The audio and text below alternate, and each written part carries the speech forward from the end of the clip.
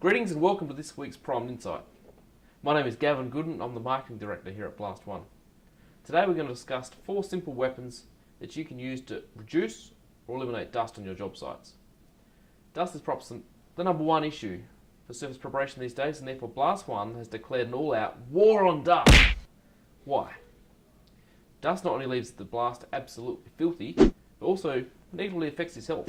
It damages the environment, it reduces visibility, in which return reduces your blasting quality. It disturbs your neighbours, and it can contaminate the other projects and hinder the ability of trades that are trying to work around you. Look, it's 2019, and so far we've found nothing good about dust. So in our opinion, here are the top 4 simplest methods you could reduce dust on your job sites with, in the order of simplicity. So number 4, ultra high pressure water jetting. Water alone can be an incredibly powerful surface preparation tool. By using pumps that can put up to 40,000 psi, you can strip coating, corrosion, rust and contaminants completely out of the way. And that's without abrasive, just water. Often you need to go back and whip blast the surface with a abrasive blasting to get the final abrasive blasting spec, but it's much quicker than blasting if you've got a very thick coating. Just take it off with water and whip blast it up. Number 3, mist blasting.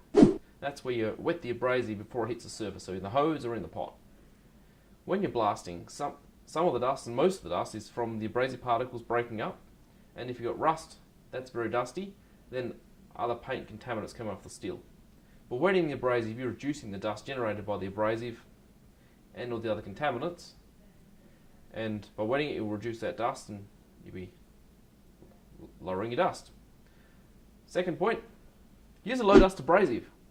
Many abrasives are very dusty by nature and extremely friable.